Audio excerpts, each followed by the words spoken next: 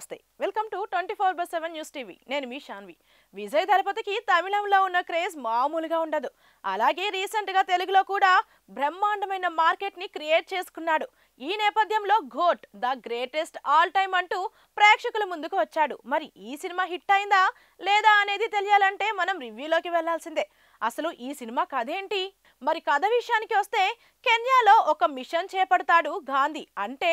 terrorist group leader అయిన విజయ్ అదే తన జీవితాన్ని మలుపు తిప్పుతుంది భార్య బిడ్డని వదిలేసి ఈ మిషన్ తర్వాత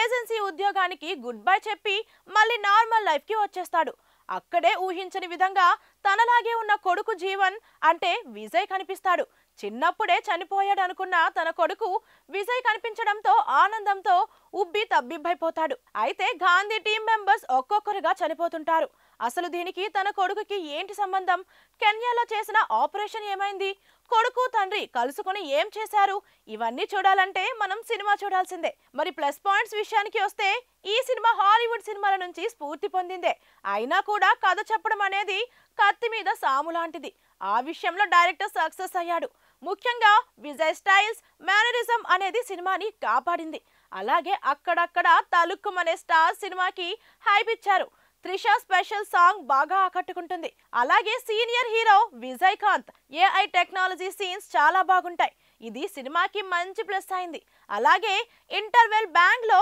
యాక్షన్ సీన్స్ కూడా ఆకట్టుకున్నాయి మరి మైనస్ పాయింట్స్ విషయానికి వస్తే కొడుకు విజయ్ కి వాడిన టెక్నాలజీ అంతగా సెట్ కాలేదు క్లోజ్ ఫ్రేమ్స్ లో మనం విజయ్ ని చూస్తున్న ఫీలింగ్ కలగలేదు అలాగే గ్రాఫిక్స్ వర్క్ కూడా సినిమాని బాగా దెబ్బకొట్టింది స్టోరీ స్క్రీన్ ప్లే పై శ్రద్ధ పెట్టకుండా టెక్నాలజీపై ఎక్కువ శ్రద్ధ చూపించారని అనిపిస్తుంది అంతేకాదు బ్యాక్గ్రౌండ్ మ్యూజిక్ సాంగ్స్ కూడా పెద్దగా ఆకట్టుకోలేకపోయాయి విజయ్ అంటేనే మాస్ ప్రేక్షకులు విజిల్స్ వేసేలా ఉండాల్సిన టైంలో ఎలివేషన్స్ కి తగ్గ బ్యాక్గ్రౌండ్ మ్యూజిక్ లేకపోవడం నిరాశ కలిగిస్తుంది విజయ్ తర్వాత ప్రశాంత్ ప్రభుదేవ కొంచెం సినిమాకి ప్రాణం పోశారు అనిపించినా వారికి ఎక్కువ స్కోప్ ఇవ్వలేదు దర్శకుడు అలాగే విలన్ ని ఎలివేట్ చేయడంలో విఫలమయ్యాడు విలనిజం అనేది పెద్దగా ఎక్కదు సినిమాలో కొద్ది గొప్ప ఎంటర్టైన్మెంట్ ఉన్నా కూడా సినిమా పాస్ అయిపోయేది అది కూడా లేకపోవడం అనేది సామాన్య ప్రేక్షకుడికి బోర్ కొట్టించేస్తుంది ఓవరాల్ గా చెప్పాలంటే మీరు విజయ్ వీరాభిమాని అయితే ఒక్కసారి ఈ సినిమా చూడండి లేదంటే ఓటీటీలో ఇంట్లోనే చూడండి మరి మా ఛానల్ ఇచ్చే రేటింగ్ 2/5